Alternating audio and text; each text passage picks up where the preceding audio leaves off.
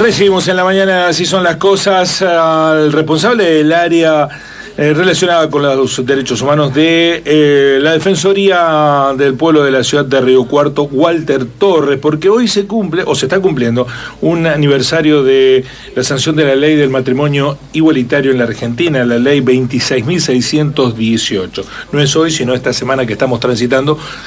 ¿Cómo estás, Walter? Buen día. ¿Qué tal? Buen día para vos. Muy bien, muy bien. Bueno, un importante paso adelante que se dio en su momento, que uno pensaba, de acuerdo con las circunstancias históricas, que era esas cuestiones de evolución que no iban a plantearse en un futuro reciente o próximo, revisión de la misma, pero sin embargo algunas voces se alzan hoy de algunas expresiones políticas diciendo, bueno, ¿para qué se aprobó esa ley si ya con la unión civil alcanzaba, ¿no? De todas maneras hay derechos que se conquistaron con mucho trabajo durante mucho tiempo y que llegaron para quedarse y defenderse, ¿no? Sí, la ley de matrimonio igualitario, nosotros tenemos una historia en nuestra ciudad, porque allá por el año 2009, la ciudad de Río Cuarto, siguiendo el camino de lo que fue la ciudad autónoma de Buenos Aires, aprueba su proyecto de unión civil previo a la ley de matrimonio igualitario. En esos años fue un año de absoluta discusión acerca de los derechos de las familias, de las personas LGBT y los avances que se debería hacer en el marco normativo. Bueno, eso generó una gran discusión pública en nuestra ciudad, que fue un camino también, porque sirvió como parte de la fundamentación de lo que fue la discusión parlamentaria de la ley de matrimonio igualitario. Y en eso no solamente hemos sido de avanzada en Latinoamérica, sino que vino a seguir garantizando derechos de las familias de parejas del mismo sexo, y también el reconocimiento a los hijos e hijas de esas familias que se iban conformando y que no tenían los mismos derechos, y creo que más allá de esa discusión que hoy algunas voces todavía siguen, digo, en ese momento, me acuerdo ahora, la discusión que daba la senadora Negre de Alonso, senadora de San Luis, que era la presidenta de la comisión que tenía el tema en el Senado, planteando de alguna manera como que esta era una discusión que era del puerto, que era de Buenos Aires, que era de las ciudades como Rosario, y por eso salió a discutir estos en cada una de las provincias, y de alguna manera, desde el lugar de las organizaciones sociales, muchas de las organizaciones sociales que se fueron conformando a lo largo y ancho del país tuvo que ver con ese movimiento. Por lo tanto, digo, está bueno porque en cada una de las ciudades, de las provincias donde se iba la comisión a debatir estos temas, se iban juntando y se iban conformando las organizaciones. Bueno, la Mesa de la Diversidad de Río Cuarto nació también fruto de alguna manera, había nacido previamente, pero en un marco provincial tenía que ver con juntarnos con referentes de diferentes espacios. En la legislatura de Córdoba, donde se dio el debate por la ley de matrimonio igualitario, y para nosotros, digo, desde Río Cuarto, teniendo una participación activa en todo ese movimiento, junto con Eliana Alcaraz, junto con diferentes activistas de la ciudad, creo que es de avanzada, y que estas voces que hoy quieren de alguna manera plantear cuestiones distintas, creo que son leyes de avanzadas, no solamente la ley de matrimonio igualitaria, sino la ley de unión civil, la modificación en el Código Civil y Comercial, ya incorporando la ley aprobada, han sido realmente muy importantes. ¿Tienen registro de cuántos matrimonios se han concretado en la ciudad de Río Cuarto? No. ¿Desde la aprobación de la ley? Y debe estar por encima de los 100. Ajá. Matrimonios. Me da la impresión que la gran noticia es que ya no son noticias. Exactamente, ¿no? Me parece que eso está buenísimo. Digamos, ahora lo que antes era noticia en Río Cuarto, ahora son muchas veces las noticias en algunas localidades donde todavía no se ha efectivamente, concretado. Algún caso, por ahí es la noticia de que en alguna localidad pequeña se da un matrimonio igualitario. Pero, como vos decís, en ese momento lo que fue la unión civil antes de la ley de matrimonio, en el caso de Eliana, que tuvo una gran repercusión en toda la provincia y que, bueno, parecía algo como distinto, y que de alguna manera en la discusión se planteaban cosas distintas, ¿no? Esto de, los movimientos que iban surgiendo a partir de la discusión de matrimonio igualitaria, parecía que iba a romper con el orden preestablecido del matrimonio religioso, y la verdad que no pasó nada. No. Bueno, pasó lo mismo cuando se consagró la posibilidad del divorcio, ¿no? Que dijeron, bueno, va a poner en descomposición a la sociedad y va a ser una serie de conflictos. La composición o descomposición de la sociedad pasa no por leyes, sino por otra lógica. Y hablando de esa... Porque a veces la aprobación de una ley no implica la implementación de la ley. Los derechos consagrados a partir del matrimonio igualitario fueron plenamente ejercidos, porque a partir de ahí también se derivan instituciones, obras sociales. ¿Está la ley ejercida plenamente o todavía falta ejecutarla? Yo creo que falta en algunos puntos, todavía en la capacitación y la formación en cuanto a agentes públicos en algunos sectores, pero en general ¿Vos sí. estás casado? Yo estoy casado. ¿Tuviste algún problema después con los trámites? No, pero bueno, no. Vos tenés un manejo del conocimiento de la ley, que es difícil que se te dilate la posibilidad de conseguir lo que la ley te garantiza. No, yo no tuve ningún inconveniente, pero sí, va a ser dos años que estoy casado, y también creo que en esta era, bueno, muchas veces parecía que todo el mundo tenía que ir a casarse, ¿no? Siempre los hechos periodísticos decían, bueno, ¿cuántos? Y como diciendo, bueno, ¿y para qué pidieron la ley si todavía no se casó nadie, claro, ¿no?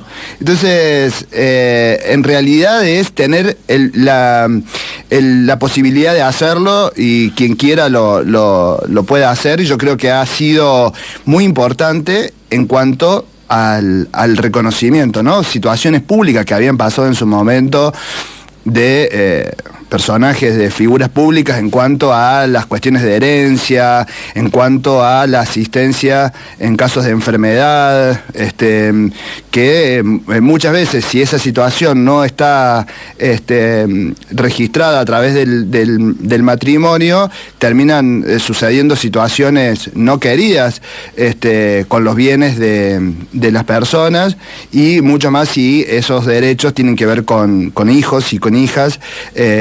Bueno, yo creo que en eso ha sido un gran proceso, un gran avance normativo, y por supuesto hay que seguir avanzando en el camino de la igualdad de derechos, ¿no? Una sociedad donde se puedan seguir discutiendo estos temas, donde se pueden ir debatiendo para avanzar en normas de la igualdad, que nos permitan a todos vivir en una sociedad un poco más justa y más igualitaria. Y yo creo que hoy, después de 13 años, esta sociedad es un poquito más justa y más igualitaria. Bueno, ustedes tienen en la Defensoría todavía reclamos de las diversidades por alguna cuestión pendiente en el reconocimiento de derechos. Si esas inquietudes están, ¿cuáles son las que más se repiten?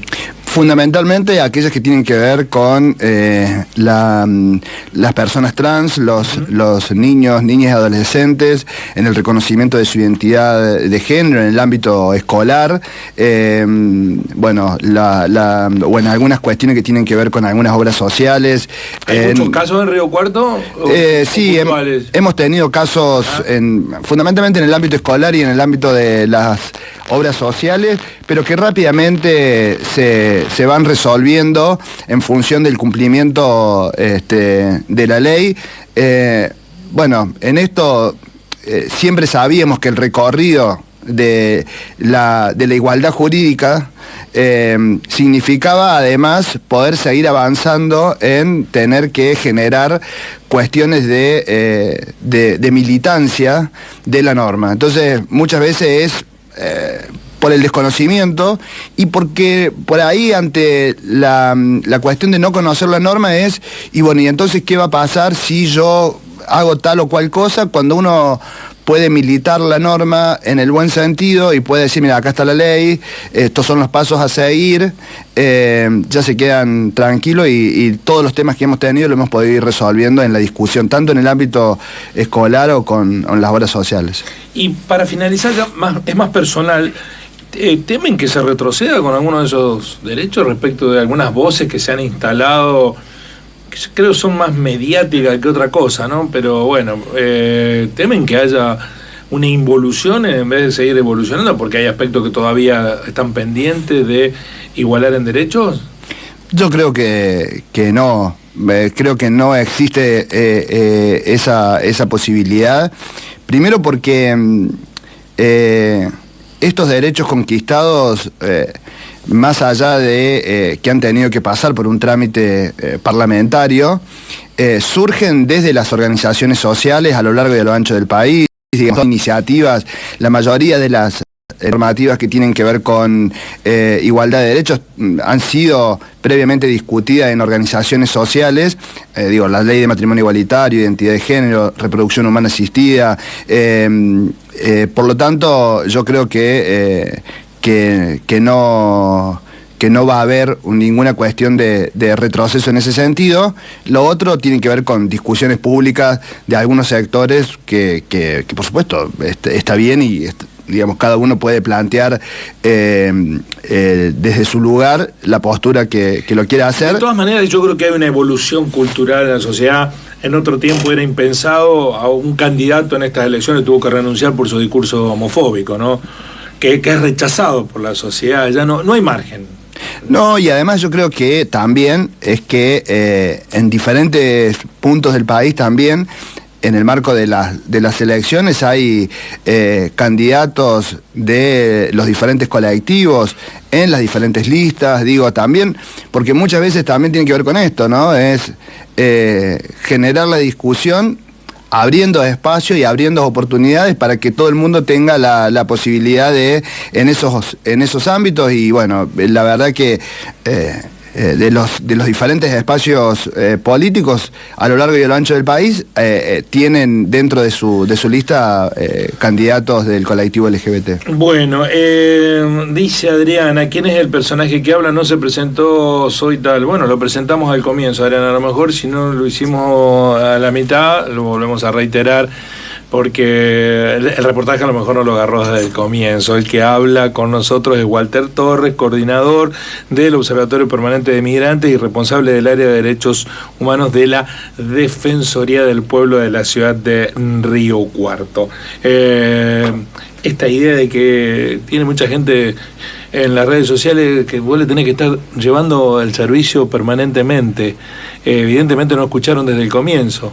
Hay que escuchar los reportajes del comienzo o esperar, y al final le íbamos a repetir el nombre de Walter. ¿Algo más, Walter? No, eso, digo, también en esta cuestión me parece que en la discusión pública que ha tenido estos temas, siempre es importante plantear la importancia que tuvieron los medios de comunicación en la discusión, ¿no? Porque los periodistas y los diferentes medios de comunicación son los que de alguna manera también ponen en agenda las diferentes cuestiones